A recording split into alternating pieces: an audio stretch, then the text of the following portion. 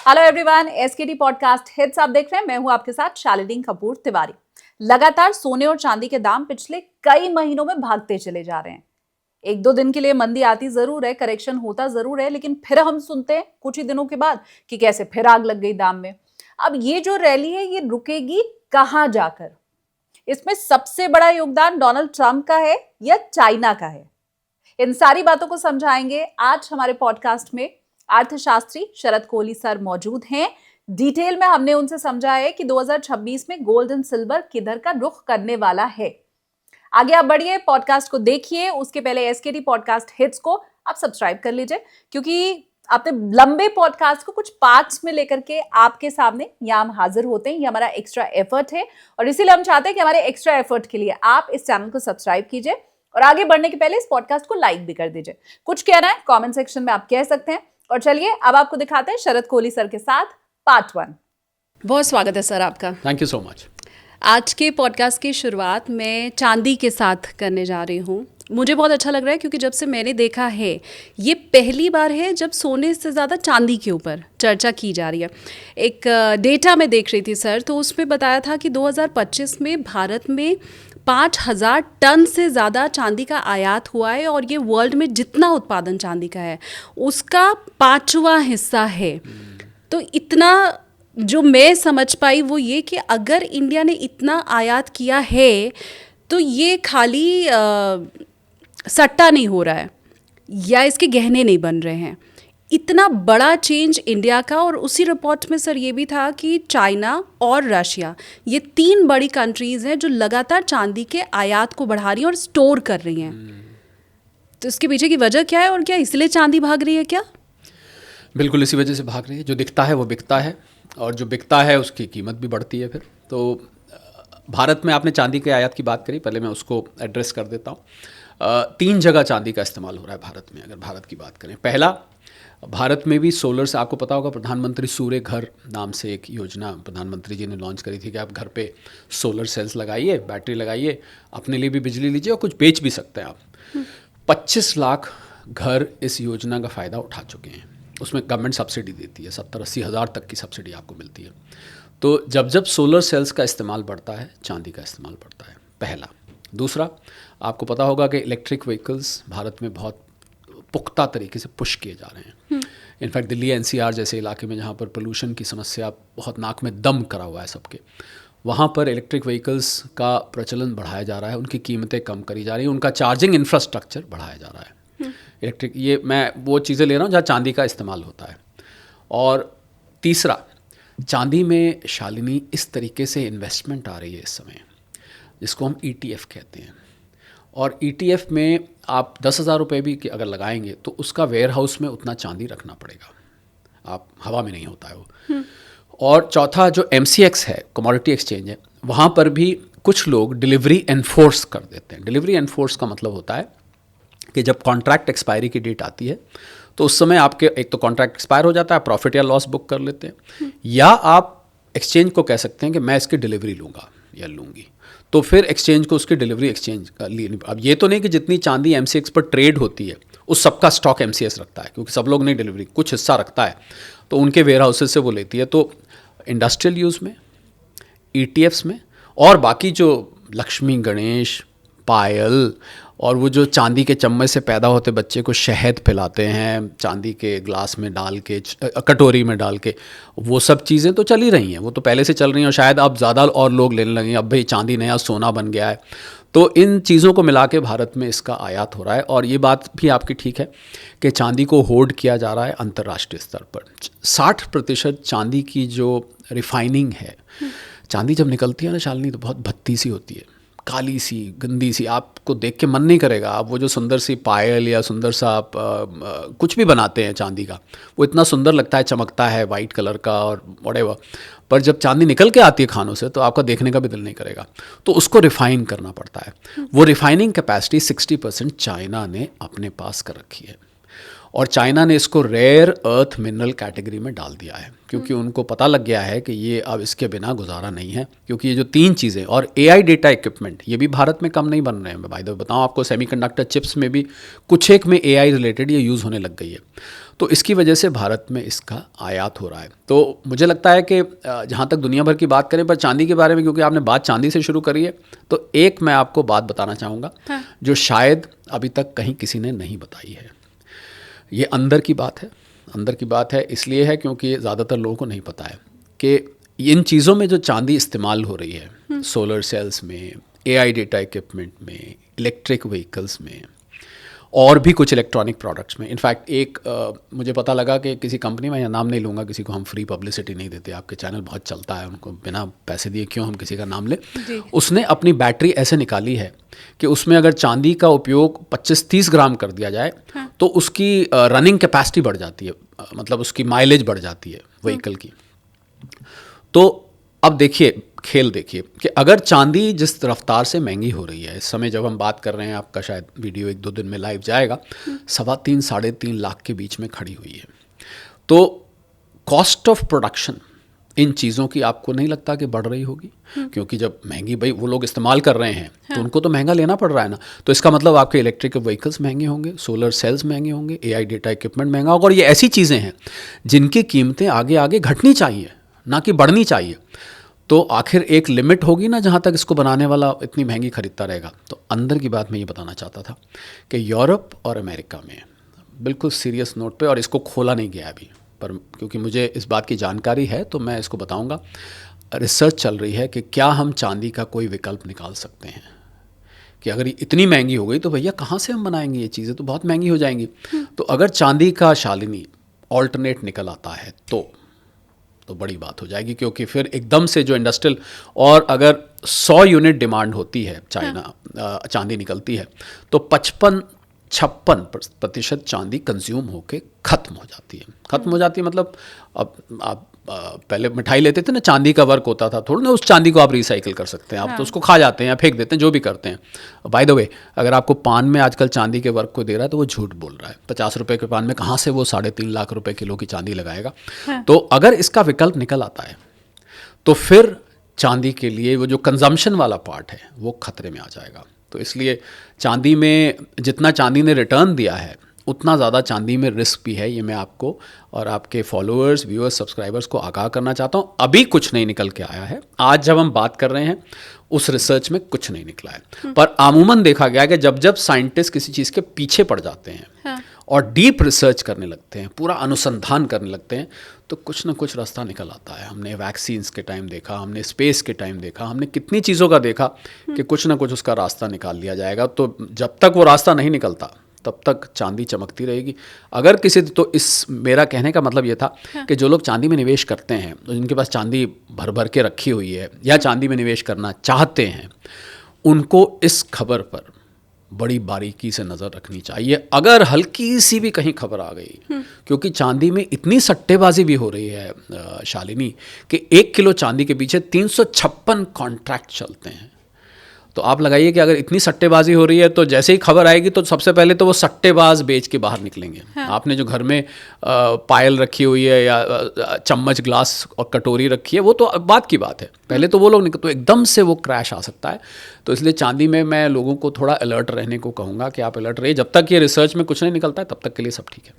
और इतिहास गवाह है, चांदी में तो इतनी वोलेटिलिटी हमेशा से रही है, मतलब 70% तक चांदी को टूटते हम सब ने देखा है। तो वो आप कह रहे हैं कि खुदा ना खास्ता वो इतिहास भी दोहराया जा सकता है 70% तक। मतलब अगर विकल्प निकल आया तो वो जो 55-60% चांदी कंज्यूम हो रही है इंडस्ट्रियल में, वो तो फिर खत्म होने लग जाएगी ना धीरे धीरे, बिकॉज आप उस विकल्प की तरफ जाएंगे। और ये पक्का है शालिनी कि वो जो विकल्प होगा वो इतना महंगा नहीं होगा। फिर तो विकल्प क्या हुआ, अगर वो विकल्प भी इतना महंगा हुआ तो फिर फायदा क्या हुआ रिसर्च करने का। पर अगर बराबर कीमत का भी होता है पर उसकी सप्लाई आसान, क्योंकि अभी क्या गेम चल रहा है कि कुछ देश इसको होर्ड करके दूसरे देशों के लिए प्रॉब्लम खड़ी कर रहे हैं। और अभी हाल में ऐसा हो नहीं सकता कि पॉडकास्ट और ट्रम्प साहब का जिक्र ना आए। तो हाल में क्या हुआ है, ट्रम्प साहब ने जो ग्रीनलैंड का अपना शुरू किया है, छोटे बच्चे को खिलौना चाहिए होता है ना, मुझे चाहिए मुझे चाहिए, मुझे बच्चे जिद कर लेते हैं तो मैं लेके रहूँगा यहाँ पर। तो ये जो उन्होंने जिद किया, इसकी वजह से यूरोप और अमेरिका के रिलेशन ख़राब हो गए हैं। आपको पता होगा बहुत अच्छे रिलेशन नहीं रहे। हालांकि डावोस में ट्रम्प साहब ने कहा चलो अच्छा ठीक है मैं अटैक नहीं करूँगा, कोई बात नहीं, आप घबराओ, आप ये मत करो, घबराओ मत, ये मत करो, पर रिलेशन स्ट्रेन हो चुके हैं। तो क्या है कि लंदन बुलियन मार्केट में एक बहुत बड़ा हब होता था चांदी सोने का, और दूसरा हब होता था न्यूयॉर्क में कॉमिक्स। तो पहले तो अंग्रेज़ों का याद था, कहते थे अंग्रेज़ों का तो सूरज ही नहीं डूबता, सारी दुनिया पे राज था, पर अब उनका रुतबा ख़त्म हो चुका है। तो लंदन बुलियन मार्केट और न्यूयॉर्क में इतने अच्छे रिलेशन से यूके चमचा था यूएस का, बिल्कुल हाथ जोड़ के जो कहिए आप सर हम कर देंगे। अब जब से रिलेशन ख़राब हुए हैं तो वहाँ शॉर्ट होती थी तो यहाँ से आ जाती थी, यहाँ शॉर्ट होती थी तो वहाँ से आ जाती थी। अब इस रिलेशन की वजह से वो जो आपस में स्वैप होता था वो भी अब कम हो गया है। तो इसकी वजह से शॉर्टेज महसूस की जा रही है, सट्टेबाजी ज़्यादा हो रही है, इंडस्ट्रियल डिमांड बढ़ रही है, इसलिए सोने को पीछे छोड़ते हुए चांदी कहते हैं जो नया सोना बन गई है। ये हमने चांदी के ऊपर बात की और उसके डेटा की हमने चर्चा की। एक दूसरा डेटा ये बताता है कि दशकों के बाद ऐसा हुआ है कि 2025 में जितने भी सेंट्रल बैंक्स हैं, वर्ल्ड सेंट्रल बैंक हैं, उन्होंने सोने का जो कुल वैल्यू है अमेरिकी ट्रेजरी बॉन्ड से ज़्यादा उसमें निवेश भी किया है। और ये जो पूरा सेंट्रल बैंक का अब टोटल भंडार सोने का हो चुका है, ओवरऑल वर्ल्ड की मैं बात कर रही हूँ, वो $4 ट्रिलियन के करीब हो चुका है। मैं सवाल पहले पूछ रही हूँ, फिर उसके पीछे की जो वजह है जो मैं चाहती हूँ वैल्यू मेरे व्यूवर्स को मिले, वो अगले सवाल में मैं आपसे पूछूंगी।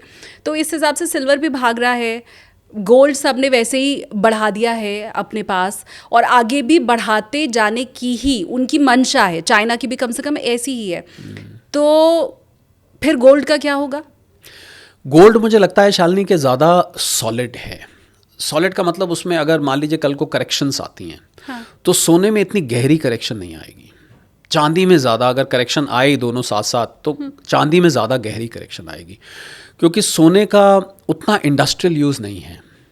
च्यवनप्राश में या जो भस्मी बनाने में आयुर्वेदिक की दवाइयों में यूज़ होता है, या फिर ज्वेलरी के लिए यूज़ होता है, ज़्यादातर इसके लिए इस्तेमाल किया जाता है। पहले मुझे याद है मेरे एक अंकल होते थे, छोटा सा था मैं, उनका एक दांत सोने का हुआ करता था। हाँ। पहले के लोग लगाते थे एक दांत बीच में, वो बड़ा फैशन माना जाता था, वो बड़ा it used to be a reflection of your wealth कि इनके पास सोने का दांत है। उसके अलावा मुझे नहीं लगता सोना कहीं ज़्यादा इस्तेमाल किया जाता है। Sona is only considered as an investment, एक सेफ हेवन इन्वेस्टमेंट सोने को माना जा रहा है। और मुझे ऐसा लगता है कि जब तक ट्रम्प साहब बने हुए हैं तब तक ये सोना बहुत ज़्यादा डीप करेक्शन में तो नहीं आएगा, क्योंकि वो चैन से बैठ ही नहीं सकते। उनको सुबह कुछ, दोपहर को कुछ, रात को कुछ ना कुछ नया शगुफा नहीं। पर उन्होंने चैन से बैठने वाला स्टेटमेंट अभी दिया है जब उन्होंने मुहर लगा दी है कि अप्रैल में वो चाइना जाने वाले हैं, और उन्होंने ये कह दिया रशिया को उन्होंने आमंत्रित किया कि मेरा जो पीस मूवमेंट है उसमें आप भी हमारे साथ आइए। तो ये इन्विटेशन उनकी तरफ से रशिया को दिया गया है। तो अब तो ये माना जा रहा है कि जब वो चाइना को भी मित्र बनाने की कोशिश कर रहे हैं, रशिया को भी मित्र बनाने की कोशिश कर रहे हैं, तो ये जो डावाडोल अर्थव्यवस्था है पूरी दुनिया की ट्रम्प की वजह से, वो ख़त्म हो जाएगी। नहीं, बल्कि मुझे ऐसा लगता है शालिनी कि ये अनसर्टेनिटी को और ज़्यादा पैदा करेगा, क्योंकि उनकी ये जो पीस के प्रयास होते हैं ना, ये मुझे पता नहीं क्यों व्यक्तिगत तौर पे बहुत ज़्यादा उस पर विश्वास नहीं है। क्योंकि Nobel peace prize second hand, उनके चेहरे पे इतनी बड़ी स्माइल, मैडम मचाडो से उन्होंने वाइट हाउस में लिया, इतनी बड़ी स्माइल मैंने वर्षों तक ट्रम्प साहब की नहीं देखी। इतनी बड़ी स्माइल लेके उन्होंने लिया कि फाइनली मेरे हाथ आ गया, सेकंड हैंड ही सही। तो और ये कह दिया उन्होंने कि आप नॉर्वे की कमेटी को कि आप ये मुझे देना चाहिए था। उन्होंने कहा ये हमारे हाथ में नहीं होता, एक सरकार ने कहा ये प्राइवेट कमेटी देती है। कहते ठीक है, अगर पीस के लिए मुझे नहीं दिया गया तो मैं पीस के लिए प्रयास क्यों करूं। और फिर उन्होंने ये ग्रीनलैंड वाला काम शुरू कर दिया। तो मुझे यकीन नहीं है, आप जो कह रहे हैं भले ही वो रशिया चाइना को बुला लें, उनसे मीटिंग कर लें, पर मुझे अब, क्योंकि होता क्या है कि आप जब कोई बार बार जब एक ही बात को हरकत करता है तो आपका फिर विश्वास उठ जाता है। एक आध बार तो आप मान जाते हैं। मुझे व्यक्तिगत तौर पे कोई यकीन नहीं है। मुझे लगता है जब तक ट्रम्प साहब बने हुए हैं, ये मेटल्स में जब ग्लोबल अनसर्टेनिटी और ग्लोबल इनस्टेबिलिटी, जियो इकोनॉमिक और जियो पॉलिटिकल प्रॉब्लम्स बनी रहेंगी। अगर ये बनी रहती हैं तो सोना चांदी में पैसे कमाने वालों को ट्रम्प साहब को थैंक यू का एक कार्ड भेजना चाहिए कि आपकी वजह से हमारी वेल्थ बनी। भारत की सब गृहिणियों को जिनके पास झुमके, कंगन, चूड़ी, नेकलेस, सब कुछ चेन रखी हुई है, उनको ट्रम्प साहब को एक थैंक यू भेजना चाहिए, क्योंकि जो उन्होंने 10 ग्राम शायद 5,000 10,000 कर लिया था, आज वो लाखों रुपए का हो चुका है। तो एक थैंक यू तो बनता है, जैसे भी हैं। मैं तो ये मानता हूँ जैसे भी हैं, जो भी हैं वो करते होंगे लोगों को। यहाँ तो फ़ायदा करा दिया, 30,000 टन सोना लोगों के घर में पड़ा है, आज उसकी वैल्यू देखिए क्या से क्या होगी। और आपने बैंकों की बात करी, बैंकों ने जो सब्स्टिट्यूट किया, भारतीय रिजर्व बैंक का 9% गोल्ड रिजर्व हुआ करता था, आज वो 16% है। ये ठीक है कि बैंकों को फ़ायदा हो रहा है। और मैं तो एक ज्वेलर मुझे मिले पीछे, शालिनी, तो उन्होंने कहा भाई सेल नहीं हो रही है, रोज़ रोज़ सोने का दाम बढ़ रहा है, शादी आ रही है, लोग बनवा ही नहीं रहे अब तो सोना। आपको याद होगा पिछले पॉडकास्ट में हमने 9 कैरेट 14 कैरेट की बात करी थी, पर लोग आते ही नहीं है, उनके पास सारा शुद्ध पड़ा था 22 कैरेट का। मैंने कहा अच्छा एक बात बताइए, आपके यहाँ कितना, मैंने देखा उनके चारों तरफ शोरूम भरा हुआ था, भारी भारी कुंदन के नेकलेस और वो पता नहीं क्या क्या थे, रानी हार, मुझे तो वो सारी चीज़ें पता नहीं, पर बहुत भरा हुआ था।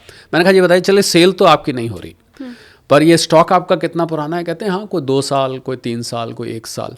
मैंने कहा आपकी नेटवर्थ बढ़ी है कि नहीं बढ़ी? एग्जैक्टली। तो वो फिर मुस्कुरा के चुप हो गए। ऑब्वियस जवाब है कि बड़ी है। तो सेल बढ़े। मैंने कहा अच्छा ये भी बताइए, जितनी आप सेल करते थे उससे कई गुना नेटवर्थ बढ़ गई है? इस पर भी वो चुप हो गए। नेचुरली कोई ऐसे हाँ तो नहीं करता है ओपनली। तो इतना नुकसान ज्वेलर्स का भी नहीं हुआ है, कुछ सेल थोड़ी बहुत 19-20 फ़र्क पड़ा है, भाई इतना नुकसान नहीं हुआ है। So I think overall as long as President Donald Trump is there, I think these metals will keep shining. That's what I feel. पिछले पॉडकास्ट की शुरुआत ही मैंने ऐसे की थी सर, जो आपके पहले हमने पॉडकास्ट अपलोड किया है। मैंने मेरे जितने व्यूवर्स हैं उन सबको बधाई देते हुए शुरुआत की थी कि आप गरीब हैं, आप अमीर हैं, आपने सोने में निवेश किया है या नहीं किया है, आपकी नेटवर्थ बढ़ गई है, इसके लिए मेरी तरफ से आपको ढेर सारी शुभकामनाएं। और लेकिन ट्रम्प को तो थैंक यू नहीं बोला था सर, तो आपके कहने के बाद मुझे लगता है ट्रम्प को भी हम सबको मिलकर थैंक ज़रूर बोलना चाहिए। कॉमेंट सेक्शन खुला हुआ है, आप सिर्फ इसी काम के लिए। ठीक बात। अब इसी से फिर जुड़ा हुआ मेरा अगला सवाल, आप बहुत श्योर हैं इस चीज़ को लेके कि ट्रम्प जब तक प्रेसिडेंट हैं तब तक तो सोने और चांदी में बहुत गिरावट जैसा कुछ अभी, क्योंकि अब सोने के लिए मैं निश्चित तौर पे कह सकता हूँ। हाँ। चांदी का मैं आपको बता चुका हूँ, अगर कोई विकल्प आ जाता है तो चांदी में गिरावट आ सकती है। ये फिर मैं अपने साइड से ऐड ऑन कर देती हूँ कि मुझे ऐसा लगता है कि कोई विकल्प अगर आ भी जाता है तो उसे पॉपुलर होने और हर कंट्री के हाथ में पहुँचने में थोड़ा समय लगेगा। पर क्या है शालिनी, सॉरी आपको मैं टोक रहा हूँ यहाँ पर, क्या है कि जो सट्टेबाज होते हैं ना, जो स्पेकुलेटर्स होते हैं डेरिवेटिव मार्केट में, उनके लिए खबर ही काफ़ी होती है। सिर्फ कहीं से एक खबर सुनी कि चांदी का ऑल्टरनेट निकल आया, सक्सेसफुल एक्सपेरिमेंट हुआ, बस उनके लिए इतना ही काफ़ी है। और मैं एक इंटरेस्टिंग रिसर्च कर रहा था इस पर कि ये जो चांदी का दाम है इस समय जब हम बात कर रहे हैं $93-94 के आसपास है, भारतीय रुपए में करीब 3.25-3.5 लाख। मैं उस रिसर्च को अभी कंक्लूड नहीं कर पाया हूँ। मैं ये रिसर्च कर रहा हूँ कि ये जो चांदी का 3.25 लाख रुपए का दाम है, इसमें कितना हिस्सा स्पेकुलेटिव है और कितना हिस्सा एक्चुअल डिमांड है। पर सर एक्चुअल डिमांड तो जो डेटा बता रहा है वो तो यही बता रहा है ना कि ये सिर्फ सट्टे के ऊपर या गहनों के ऊपर नहीं चल रहा है। नहीं, डोंट यू थिंक सो? मैं जवाब दे देता हूँ आपकी बात का।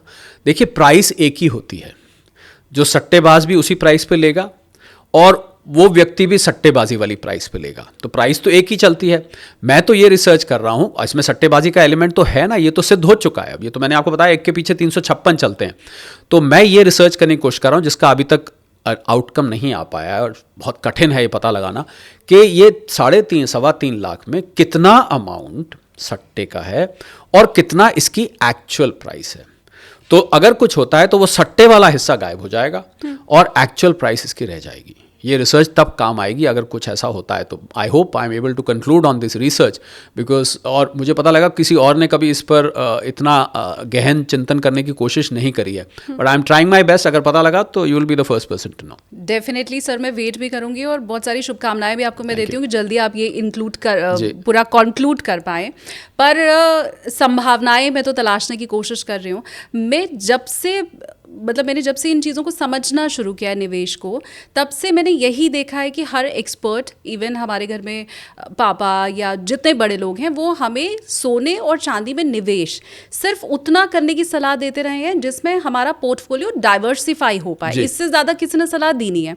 उसमें भी ज़्यादातर एक्सपर्ट कहते हैं कि अगर आप 15% गोल्ड एंड सिल्वर में निवेश कर रहे हैं तो सिल्वर बहुत कम रखिए, 3 या 4%, ज़्यादा वो भी गोल्ड रखने को कहते हैं। अब मेरा सवाल ये कि जो मौजूदा सिचुएशन है और आपने हमें जो इतना एक्सप्लेन करके बताया, अमेरिका, चाइना, इंडिया, रशिया, तो उस लिहाज से क्या ये जो परंपरा चली आ रही है कि सिर्फ पोर्टफोलियो को वर्सेटाइल रखने के लिए आप गोल्ड सिल्वर में निवेश कीजिए, उनको तोड़ना क्या अब ज़रूरी है? और उसमें भी गोल्ड का पार्ट ज़्यादा और सिल्वर को मात्र 4-5% तक रोक के रखने की जो सलाह दी जाती थी, क्या अब वो बढ़ाना ज़रूरी है? सीधा सवाल कि मैं अपने पोर्टफोलियो में क्या सोना और चांदी अब वर्सेटाइल पोर्टफोलियो के नहीं बल्कि निवेश के लिए बढ़ा दूं? बिल्कुल, आपने जो लास्ट में बात कही वहीं से मैं इसको उठाता हूँ। बिल्कुल, अब ये निवेश का एक संसाधन बन चुका है। पिछले 2-3 साल में जो सोने चांदी में हुआ है, मुझे लगता है अगर कोई इसमें निवेश करने की सलाह ना ही देता है तो वो I don't think he is very well up to date about what's happening. और वो लोगों का, बल्कि मैं तो ये भी कहूँगा, लोगों का एक अपॉर्चुनिटी कॉस्ट होती है। अपॉर्चुनिटी कॉस्ट में आपका नुकसान हो गया क्योंकि आपने उस रैली को मिस कर दिया और आगे भी आप नहीं सलाह दे रहे हैं। अब शालिनी, चांदी और सोने में आपके ओवरऑल पोर्टफोलियो का 20% अगर है तो अच्छा है। 25 तक भी आप जा सकते हैं, मतलब 1/4 से 1/5वां हिस्से तक आपके पोर्टफोलियो में वो होना चाहिए। पहले आपकी बात ठीक है, पहले ऐसे ही कहा जाता था, सोने को एज अ रिस्क हेज माना जाता था कि कल को कोई, कहते नहीं थे वो जब विदा होती थी, बेटी ले ये हार तेरे काम आएगा वगैरह वगैरह, ऐसे डायलॉग, तो ये और मुसीबत का साथी माना जाता था। पर अब ये मुसीबत का साथी तो है ही है, पर अब ये निवेश का साथी भी बन चुका है। पर फिर भी ये सब कहने के बाद भी और इतनी ज़बरदस्त भाग चांदी में और सोने में देखने के बाद भी मैं ये कहूँगा कि आपका पोर्टफोलियो फिर भी डाइवर्सिफाइड ही रहना चाहिए। Never put all eggs in the same basket. एक ही जगह सारा निवेश तो होना नहीं चाहिए क्योंकि उसमें रिस्क बहुत हो जाता है। कल को अगर कुछ हो गया तो आपका सारे पैसा डूब जाएगा।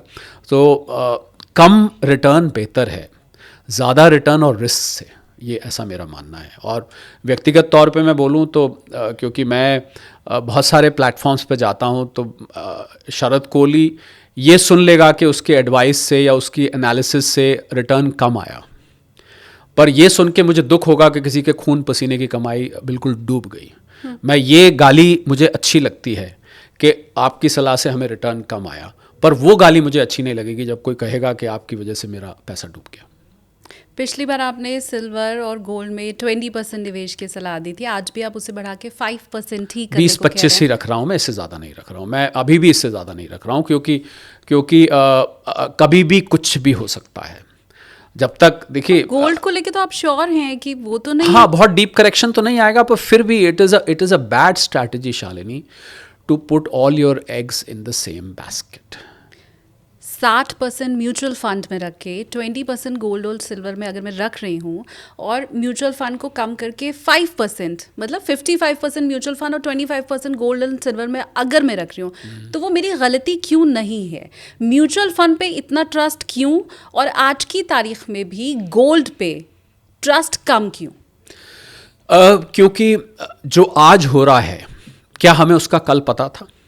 ये मेरा आपसे सवाल है। क्या आज जो गोल्ड और सिल्वर में रैली दिख रही है, आज से मेरा मतलब पिछले 1-2 साल की बात कर रहा हूँ, क्या हमें 5 साल पहले ये पता था? क्या हमें 4 साल पहले ये पता था? हमें नहीं पता था। तो हम ये कैसे यकीनन तौर पे कह सकते हैं कि अगले 2-3 साल में क्या होने वाला है? पर ये जो स्ट्रैटेजी है डाइवर्सिफिकेशन की, ये this is green at all times.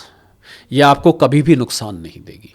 Mutual funds की आपने बात करी कि जब म्यूचुअल फंड रिटर्न नहीं दे रहे हैं और शेयर मार्केट हिली हुई है फिर से एक बार ट्रम्प साहब की वजह से, तो ऐसे में क्यों आप म्यूचुअल फंड की सलाह दे रहे हैं? तो मैंने तो, आपको याद होगा, आपके चैनल पे पहले 5 एसेट क्लासेस का नाम लिया था। मैंने स्टॉक्स का नाम लिया था, शेयर्स का, मैंने म्यूचुअल फंड्स का नाम लिया था, मैंने गोल्ड सिल्वर का नाम लिया था, मैंने कुछ एफडीज के लिए भी कहा था और मैंने कुछ रियल एस्टेट के लिए भी कहा था। तो जब आप फैला के रखते हैं तो ऐसे में अगर कुछ हो जाता है तो आपका एक एसेट क्लास डूब भी गया तो दूसरा एसेट क्लास आपको बचा लेगा, या मैं यूँ कहूँ बाकी के 4 आपको बचा लेंगे। पर अगर इसमें कल को कुछ हो गया तो फिर तो आप कहीं के नहीं रहेंगे। सो somebody can make a comment कि I am being very conservative, और मैं जो एक स्टॉक मार्केट में कहावत होती है Shalini, trend is the friend, कि जिस तरफ की हवा है वहीं बह चलिए ना। बड़ा आसान है। तो आपको सिर्फ हवा तेज़ चलिए, आपको खड़े ही होना है तो आपको चलने का एफर्ट भी कम करना पड़ेगा, वो बहुत आसान है करना। But I would still recommend a multi asset allocation. और आपने कहा म्यूचुअल फंड्स में क्यों नहीं, क्योंकि ये सारी सलाह लॉन्ग टर्म के लिए है, और लॉन्ग टर्म में अगर शेयर मार्केट किसी एक साल में, यही तो शेयर मार्केट की खूबसूरती है। अगर शालिनी, मुझे आप एक बात का जवाब दीजिए, अगर शेयर मार्केट खाली एक ही डायरेक्शन में ऐसे जाएगी तो लोग तो काम धंधा छोड़ देंगे अपना। क्या ज़रूरत है? आज 10 लगाइए, कल 20, परसों 20 लगाइए, फिर 25, 25 लगाइए, फिर 40। तो आपको काम करने की ज़रूरत क्या है? फिर तो आप यही करते रहिए ना, रोज़ लगाते जाइए, पैसा डबल, कभी 50%, कभी 25% रिटर्न मिलता जाएगा। The beauty of stock market is it never has a consistent pattern, but over a period of time, यानी कि 10-15 साल में स्टॉक मार्केट ने कितना रिटर्न दिया, ये सबके सामने है। आप इसको आराम से, कोविड आप छोड़िए, कोविड के टाइम निफ्टी 7-7.5 हज़ार पे था, आज निफ्टी 25,000 पे है। 5 साल में निफ्टी ने करीब 3.5 गुना के आसपास का ग्रोथ दिखाया है, और ये ट्रेंड कंसिस्टेंट रहता है, क्योंकि उसकी वजह है। मैं ऐसा नहीं कि मैं कोई एस्ट्रोलॉजर हूँ, मैं भविष्यवाणी कर रहा हूँ, क्योंकि स्टॉक मार्केट बनता है शालिनी कंपनीज को मिला के। अब आपकी भी एक कंपनी है, हाँ, SKT मीडिया सोल्यूशंस। अब ये कंपनी साल 2 साल 3 साल पहले जब भी बनी होगी, जब ये बनी थी और आज में उसकी परफॉर्मेंस फ़र्क है, उसकी टर्नओवर फ़र्क है, उसका रेवेन्यू फ़र्क है। आप कल को अपना स्टूडियो खोलेंगे, आप कल को 2 स्टूडियो खोलेंगे, 3 स्टूडियो खोलेंगे, मीडिया में और एक्सपैंड करेंगे, तो क्या होता है, कॉर्पोरेट वर्ल्ड प्रॉफिट के लिए चलता है, और वो कांस्टेंट एक्सपेंशन और ग्रोथ की ट्रैजेक्टरी में रहता है। तो जब कंपनीज ग्रो करती रहती हैं, बिकॉज कॉर्पोरेट वर्ल्ड में कहा जाता है ईदर यू ग्रो और यू पेरिश, मतलब या तो आप ग्रो कर रहे हैं, अगर आप ऐसे भी चल रहे हैं ना तो आप नीचे जा रहे हैं, क्योंकि आपके कॉम्पिटिटर्स आपसे आगे भाग जाएंगे। तो आप अगर कांस्टेंट चलेंगे तो आप नीचे जाने लग जाएंगे, आप ग्रो करेंगे तो आप चलते रहेंगे। तो जब कॉर्पोरेट वर्ल्ड ग्रोथ ट्रैजेक्टरी पे रहता है तो मार्केट तो अपने आप ग्रो करती है। तो लॉन्ग टर्म के लिए स्टॉक मार्केट नहीं नुकसान देती। हाँ, 1-2 साल के नज़रिए से कोई देखेगा तो उसको बीच में बुरे साल दिखाई देंगे। जैसा आपने कहा कि मुझे म्यूचुअल फंड अगर रिटर्न नहीं दे रहे हैं तो मैं क्यों म्यूचुअल फंड की तरफ देखूँ, मैं क्यों ना सोने चांदी की तरफ ही देखूँ। वो ठीक है, सोना चांदी आज की चर्चा में है, पर हो सकता है 2 साल बाद ना रहे, हो सकता है 6 महीने बाद ना रहे, हो सकता है 1 साल बाद ना रहे। मेरा एक्सपीरियंस फाइनेंस की दुनिया में 35 साल का है, मैंने बहुत उतार चढ़ाव देखे। तो मैं आपको अपने सारे एक्सपीरियंस के बेसिस पे कह रहा हूँ कि आप किसी हवा में बह मत जाइए, हो सकता है हवा कल को ना चले, तो फिर आप क्या करेंगे? फिर तो आप खाली सोने चांदी में फंस जाएं। अब मान लीजिए किसी ने आज की डेट में 3.25 लाख पे चांदी अपनी सारा पैसा लगा दिया। अब जब सारा पैसा लगा दिया और 2 साल बाद मान लीजिए चांदी गिर के 2.5 लाख हो गई, अब उस बेचारे का तो वो पैसा सारा का सारा फंस गया। वो बेचता है तो लॉस करता है, बना रहता है तो कोई रिटर्न नहीं है। So that is why multi asset allocation is the best strategy. और खासकर जब आपको याद होगा पिछली आपकी पॉडकास्ट में मैंने एक मंदी का जिक्र किया था 2026 में, खासकर जब मंदी की आहट सुनाई दे रही हो तो ऐसे में तो मल्टी एसेट एलोकेशन और भी ज़्यादा रेलिवेंट हो जाता है। So you should spread your risk. Come return ले लीजिए, पर बहुत ज़्यादा रिटर्न लालच बुरी बला। मेरे फादर भी ये कहा करते थे सर कि आपने ट्रेंड इज ट्रेंड ज़रूर कहा, पर वो कहते थे जब सब लोग एक और चलना शुरू कर दें बाजार में तो वो काम नहीं करना चाहिए। वो स्टॉक्स के लिए कहा जाता है। हाँ। वॉरेन बुफे साहब यही कहते थे, कि कहते हैं, बल्कि अब तो रिटायर हो गए हैथवे से, पर वो यही कहते हैं कि जब सब खरीद रहे हैं तो आप बेचो, जब सब बेच रहे हैं तो आप खरीदो। वो एक स्टॉक मार्केट की शालिनी स्ट्रैटेजी है। पर ट्रेंड इज फ्रेंड कहा जाता है जो लोग स्टॉक मार्केट में स्विंग ट्रेडिंग करते हैं कि जहाँ की, अब मान लीजिए फंडामेंटल्स कंपनी के कुछ और कह रहे हैं पर उसका स्टॉक प्राइस बढ़े जा रही है और आपके पास मौका है तो आप बहती गंगा में हाथ धो लीजिए ना, फिर क्या दिक्कत है आपको, अगर ट्रेंड इज फ्रेंड का ये मतलब है। वो एक स्ट्रैटेजी है जो आप कह रहे हैं जी। अब मैं उसी मंदी के ऊपर आगे चर्चा करूं, रिवर्स गियर में हम चलते हैं हमारे पहले पॉडकास्ट की तरफ। आप ही की बात का समर्थन करता हुआ एक बयान है, और वो है हमारे पूर्व मुख्य आर्थिक सलाहकार अरविंद सुब्रमण्यम सर का, जिन्होंने ये क्लियरली बोला है कि अभी भी 50% टैरिफ वाली ट्रम्प की जो बात है वो इंडिया के लिए परेशानी का सबब बनी हुई है। दूसरा, वो ये भी कह रहे हैं कि 7.4% की रफ्तार से हमें आगे बढ़ते रहना होगा। अगर ज़रा भी इसमें कमी आई तो ये भी हमारे लिए प्रॉब्लमेटिक हो सकता है। भाग्यशाली हमें मानना चाहिए, सुब्रमण्यम सर ने कहा भाग्यशाली मानना चाहिए अगर हम 7.34% के दायरे के आसपास भी बने रह पाएँ अगले कुछ सालों में। तो क्या ये भी इंडिकेशन है या हमारे लिए एक चेतावनी है, मैं ये मान करके चलूँ कि अगला कदम फूंक फूंक के रखना है, मंदी कभी भी आ सकती है? देखिए, भारत में मंदी का चांस कम है क्योंकि हम खुद ब खुद एक दुनिया है, 140-45 करोड़ लोग, 55% हमारी इकॉनमी 55 से 60% कंजम्पशन पे चलती है। आप और हम जाके सामान खरीदते हैं, सर्विसेज लेते हैं, उससे चलती है।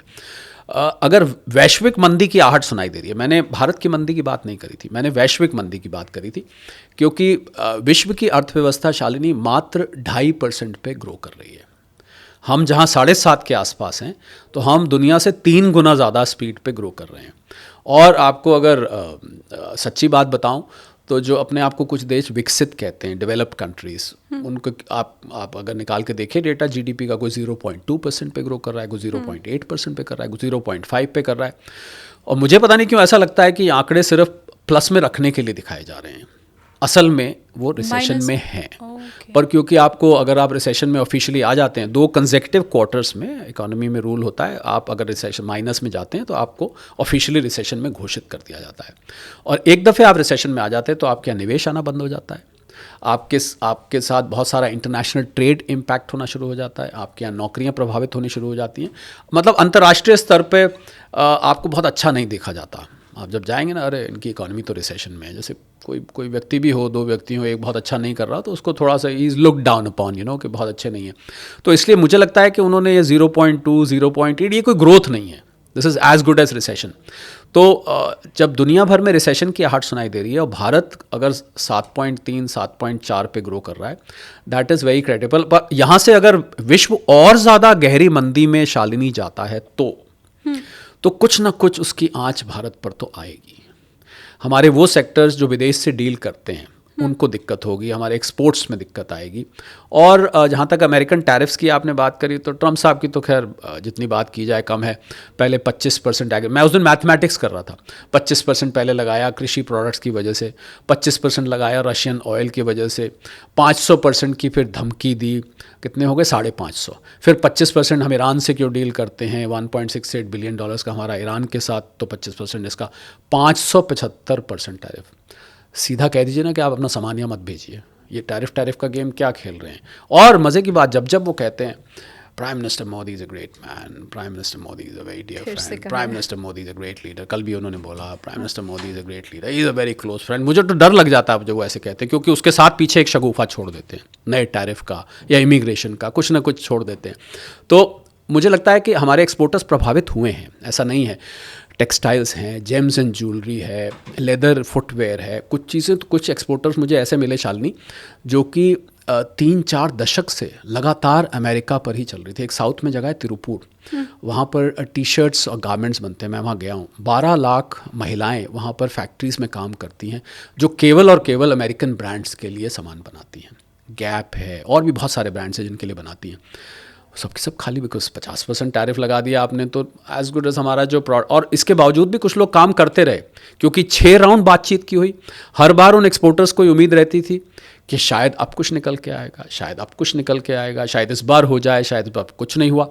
अब उनकी नौकरियां खतरे में आ गई हैं, क्योंकि कुछ डिस्काउंट ये दे रहे थे, कुछ डिस्काउंट इंपोर्टर्स दे रहे थे, किसी तरह वो they were trying to stay afloat, English में कहते हैं, किसी तरह अपने आप को चलाने की कोशिश कर रहे थे। पर अब लंबे वक्त तक नहीं चल पाएगा। पर एक अच्छी बात ये हो रही है कि हम FTAs बहुत जल्दी हम कर रहे हैं। फ्री ट्रेड एग्रीमेंट्स हमने ऑस्ट्रेलिया के साथ किया, न्यूजीलैंड के साथ किया, UAE के साथ किया, UK के साथ किया, और इस महीने mother of all FTAs EU के साथ हम एक FTA करने जा रहे हैं। 186 से 188 बिलियन डॉलर्स का, वो जो 27 नेशंस का EU का ग्रुप है, उसके साथ 186-188 बिलियन डॉलर का बायलैटरल ट्रेड होता है।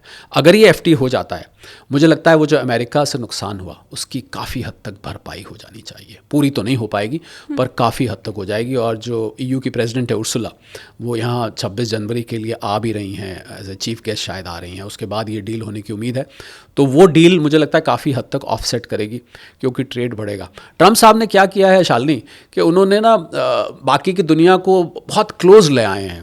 There is a word call huddle, तो सब लोग ऐसा लगता है बहुत पास मिलके गले मिलने लग गए हैं। और ट्रम्प साहब अपने आप को अलग थलग करके उन्होंने बाकी दुनिया की दोस्ती बढ़ा दी है। एक और अच्छा, एक थैंक्स और बनता है, एक थैंक्स तो महिलाओं का था ना, ये भी थैंक्स बनता है। हाँ। और FTA की स्पीड बढ़ा दी। आपको पता होगा ये EU का FTA 10 साल से लटका हुआ था, और देखिए अब जब से ट्रम्प साहब ने EU को धमकी दी टैरिफ की, कि आप ग्रीनलैंड में मुझे सपोर्ट नहीं कर रहे हैं, और फ्रांस को तो उन्होंने कहा कि आप फ्रेंच वाइन अमेरिका में बहुत पॉपुलर है। जो लोग वाइन के शौकीन हैं वो जानते हो अमेरिका में इतनी फ्रेंच वाइन पी जाती है, और फ्रेंच वाइन नाम से बिकती है और बहुत शौक से बिकती है। और ट्रम्प साहब को पता था इस बात का। उन्होंने कहा आप गाज़ा पीस बोर्ड में आ जाओ, नहीं आए तो मैं तुम्हारी फ्रेंच वाइन पर 200% टैरिफ लगा दूंगा। ये तक उन्होंने अपने आप को इतना अलग थलग कर लिया है। मुझे ये नहीं समझ में आ रहा शालिनी कि आखिर अब ट्रम्प साहब या अमेरिका का दोस्त है कौन। ठीक बात। और एक अगर इंस्टीट्यूट खोला जाए जिस इंस्टीट्यूट में ये ट्रेनिंग दी जाए कि कैसे दोस्त को दुश्मन बनाना है, तो उस इंस्टीट्यूट के फाउंडर कौन होंगे मुझे कहने की जरूरत नहीं है। अच्छे भले दोस्तों को दुश्मन बना लिया। हालांकि दुश्मनों को जो करीब लाने का काम उन्होंने किया है वो हमने इंडिया और चाइना रिलेशनशिप में भी देखा है। कल मैं जब न्यूज़पेपर पढ़ रही थी तो मैंने ये देखा कि इंडियन गवर्नमेंट अब रीथिंक कर रही है अपने उस विचार को जिसमें हमने चाइना के साथ जो ट्रेड था उससे काफ़ी कम करने की कोशिश की थी इसके पहले जब हमारा सीमा विवाद हुआ था। लेकिन अब उसको भी रीथिंक करने की इंडियन गवर्नमेंट सोच रही है। उनकी पहली एक कोशिश है कि जहाँ से भी रोजगार बढ़ सके वो काम किया जाए, चाहे भले वो जो इंडिया चाइना ट्रेड कुछ कम करने की चर्चाएं हुई थी उसको सोचा जाए। तो एनीवे पर इसमें ये बात मैं जोड़ना चाहूँगा आपने जो कहा कि चाइना बहुत ज़्यादा विश्वास पात्र नहीं है। मतलब चाइना पे आप इतना यकीन नहीं कर सकते कि कुछ ना कुछ हरकत वो करता। अभी जो वो पाकिस्तान ऑक्यूपाइड कश्मीर का हिस्सा है उस पर उसने पाकिस्तान ने उसको हैंडओवर करा, उसने वहाँ पर इंफ्रास्ट्रक्चर बनाना शुरू कर दिया। तो चाइना पे ना कभी अरुणाचल में कुछ कुछ शरारत होती है, तो चाइना पे आप मतलब पूरी तरह से यकीन नहीं कर सकते हैं आप। मतलब ठीक है वो तो कोशिश करी जा रही है कि इस ट्रेड को बढ़ा भी है trade. By the way Hindi चीनी भाई कुछ दिखाई दिया है हमारा वहाँ से इम्पोर्ट और भारत से एक्सपोर्ट बढ़ा है चाइना में। तो मुझे लगता है कुछ फ़र्क पड़ा है। पर चाइना पे आप यू कैन नॉट ट्रस्ट कि आप अमेरिका हमारे साथ इस तरह कर रहा है तो हम चाइना हमारा बहुत क्लोज का मित्र बन जाए। मुझे लगता है वो China is not very very trustworthy. I say it with a disclaimer. और अब तो मुझे लगता है वो जो राष्ट्रीयता वाला सवाल खड़ा हुआ था कि आप राष्ट्रीय मतलब वो भावना नहीं है आपके अंदर अगर आप चाइनीज़ माल इस्तेमाल कर रहे हैं। हालांकि ये बहुत डिटेल हो जाएगी सर, पॉडकास्ट का पूरा सब्जेक्ट ही चेंज हो जाएगा। तो मैं इसको यहाँ पे छोड़ते हुए अगला सवाल आपसे ये लेती हूँ कि आप ये कह रहे हैं कि इंडिया में तो मंदी बहुत नहीं आएगी लेकिन थोड़ा सा असर होगा।